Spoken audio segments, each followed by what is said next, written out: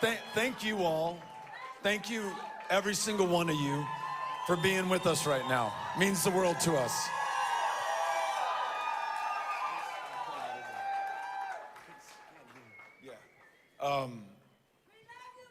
I love you. I love you. I love you. I love you. Listen, let me. This may be one of the last times I get to talk in front of you all and talk about this amazing thing that we have all done together over the course of the last year. Some of you over the course of the last 5 years. Some of you who have the misfortune of being married to me over the last 15 years. But we're all together here tonight, and I just want to begin by thanking each and every single one of you. You've been so amazing for us, with us, to us, for the duration of this, and I cannot thank you enough. And I want to begin by thanking my family. My mom, Melissa, I hope is still here. Where are you, Mom?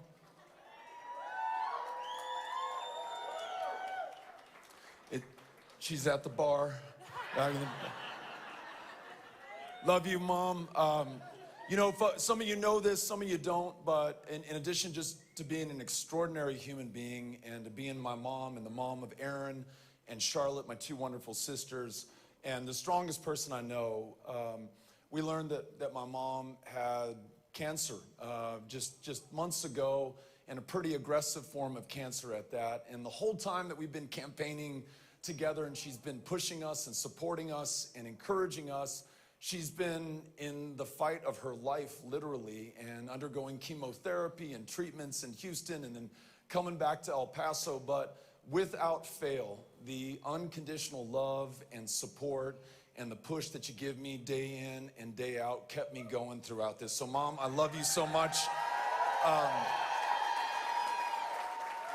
We're all on your campaign now against this cancer. And my sister Charlotte, my sister Erin, Maximo, Patrick, this entire family, Brooks, Christine, Jimmy, Jane, all the family who came in from out of town, love you all so much. For Amy, who, you know, sometimes folks will say, it was so nice of your wife to give you permission to do this. And those of you who know us and know our family, there was no permission sought. There was no permission granted. This was a decision that you and I made together. And we did this because of the other part of our family. Ulysses and Molly and Henry, they continued to be the impetus for this. We know that at some point or other, we will face their judgment for what we do or what we fail to do at a moment of truth like this one. And we wanted to make sure that we could come through. And when they ask us at some point down the road, what were you up to when all these terrible things were going on in Texas, and when we still had a chance to do something about it? We want them to know that we stood to be counted along with so many other extraordinary, wonderful people who are in this room with us tonight. So I want to thank my family. And those of you who've been part of this campaign, you know this. Amy has been out on her own, doing town hall meetings, conducting rallies, doing interviews on media in Spanish and in English as well, block walking every day, converting people who've never voted a day in their lives. She registered someone who was 83 years old last month, who's voting in the first election of her lifetime. So watch out. Next time you see an O'Rourke on the ballot, it might just be Amy O'Rourke, okay? No?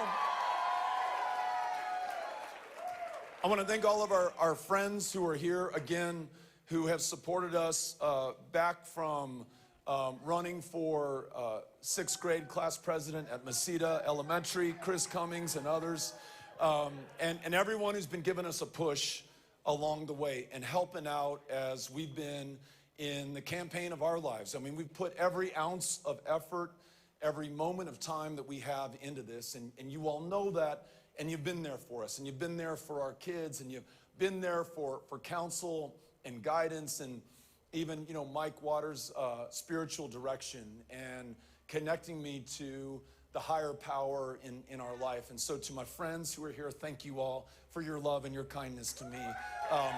Love you all so much. Now let me just say something about this campaign team. So Nick Rathode, who was our campaign manager, who is, where is Nick? We're back here. Nick, if you could raise your hand. Also at the bar for understandable purposes right now. Nick Rathode came in and had the courage to take on something that, you know, most people said by the odds is gonna be absolutely impossible. But just like Amy and me, he's thinking about his kids in his home, how he's gonna answer them, how he must come through for them at this moment of truth. And he took the reins of this campaign, brought together a truly extraordinary team that ran an amazing effort in this race. I was just always struck by the professionalism and the effectiveness and the efficiency, where we had to make a virtue of a necessity, given how much more money the other guys had, how much more advantages were held on the other side, how tilted the balance is on this field on which we play right now. And he brought the best of the best together. Too many to name, but in every department, every activity that we had to undertake, I feel so good about the folks who stepped up and answered the call under his direction. And in the truck I was traveling in, and I've been on the road literally, we got in the truck here in El Paso on November 15th, 2021. And we basically stayed on the road, with some exceptions back here in El Paso, every day since then. And in that truck, we had Chris Evans and John Grote, also known as the Hotties in the back, for those of you who follow them on social media. And in the co-pilot seat was Cynthia Cano, who has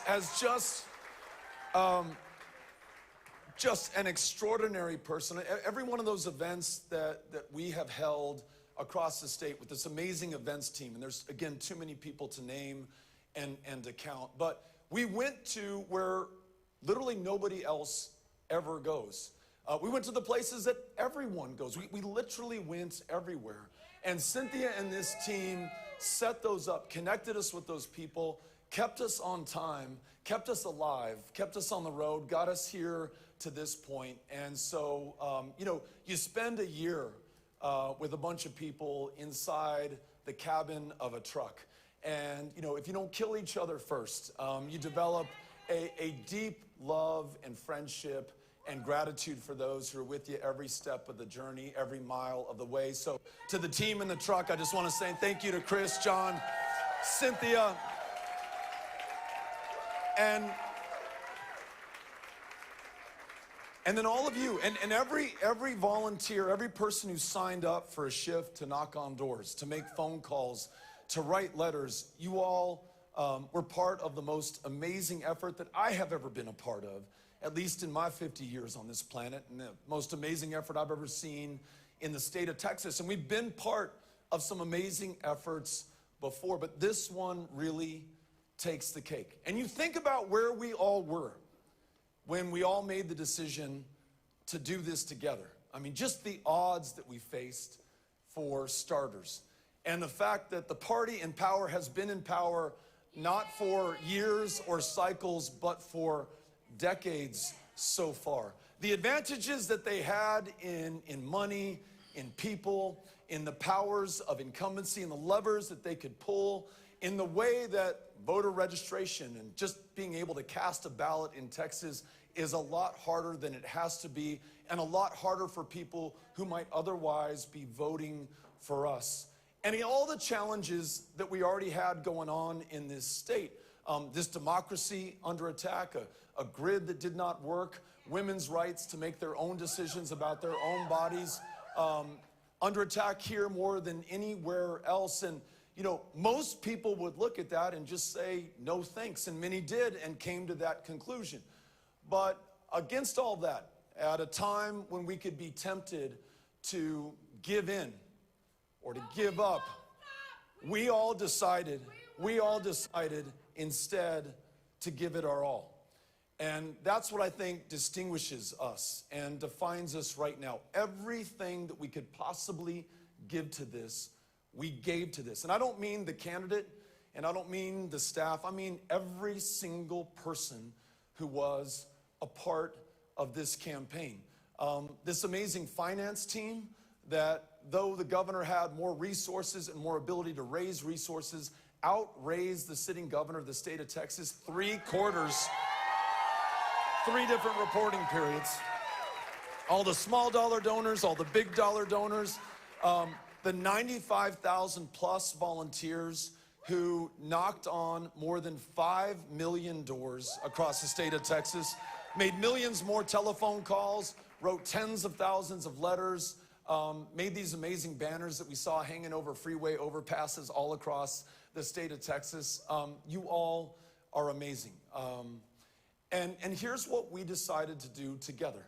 Once in action, we realized that action, that work, that being with one another is the absolute antidote to despair or succumbing to current conditions or the status quo. It took us across the entire state of Texas. It's the only way to meet a state this big and this divided, to go to where people may not see eye to eye with us. So you could not be too rural or too Republican represented or too big or blue for that matter, for us to be there, to listen to you, to learn from you, to seek the common ground in front of us, and to find out where we could agree and where we could work together.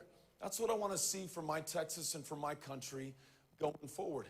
In a state that has this level of voter suppression and voter intimidation, the hardest in the nation in which to cast a ballot or to get your name on the rolls to be registered to vote in the first place, we made those who've been shut out from this democracy our priority. And when I talk about those 5 million doors and the millions more phone calls made, we were targeting those who had themselves been the targets for disenfranchisement in the state of Texas, bringing in new voices that we had never heard from, votes that had never been counted, the very people who should be able to decide the outcome of this election. And against a governor in a state where there are no campaign contribution limits, where he started, folks, $50 million ahead the day that we entered this race. This team never gave up. Hundreds of thousands of people gave whatever they could, $5, $25, $50. And through this finance team, they were able to get people to give a lot more than that as well. And then we used those resources as effectively, as efficiently as we possibly could, knowing that we would never be able to outspend the incumbent, our opponent, but knowing that those resources were precious and we had to use them to get to those doors of those voters who otherwise we would never hear from in this election. In other words, all of us doing all we could with what we had, where we were, wherever we were across the state of Texas, the most awesome undertaking that I've ever had the pleasure or the honor to be with. And it brings us now to this moment where, after we have described to our fellow Texans the choice in this election, after some truly historic failures in this state over the last 8 years, we offered a vision, a Texas where every woman makes her own decisions about her own body and her own future and her own health care. A state where children don't have to fear going to school and being gunned down in their classroom and their parents having to identify them by the shoes that they are wearing. Or in those same schools, teachers not having to work 2 or 3 jobs to make ends meet because we treat them with enough respect. We pay them enough so they can focus on that most important job in front of them. A state where we expand Medicaid and folks can afford to see a doctor, go to a mental health provider, fill a prescription, be healthy enough to go to school or to work or to raise their families. A state where we are no longer incarcerating people for possession of a substance that is legal in most of the rest of the country right now. These are things that not just Democrats agreed on, but Republicans, independents, our fellow Texans from across the state. And the best way that I can put all of this in a way that maybe any of us can understand is we just want a state where people are free enough and healthy enough to be able to pursue their potential and rise to fulfill their true promise. A state where we are not defined or divided based on our differences, but find the common interest for the common good right here on the common ground before us. Well, that still is the Texas that I want to live in. That is the dream that I, and I hope all of us, will continue to pursue. I don't know what form that will take. I don't know what my role or yours will be going forward, but I'm in this fight for life. I'm in this with you.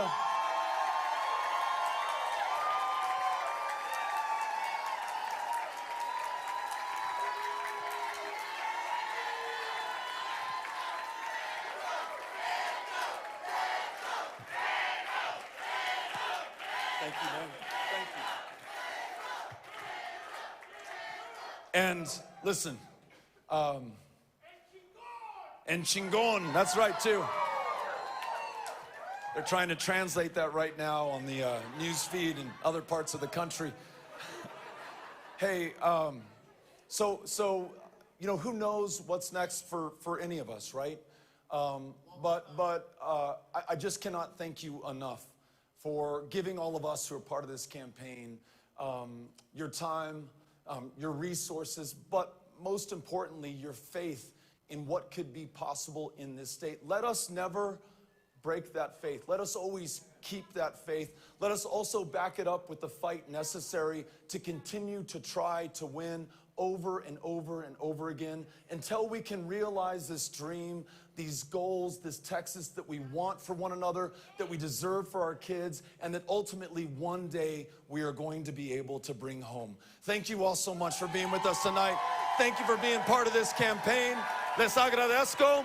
We'll see you out there. Thank you all so much. Bye-bye. Thank you.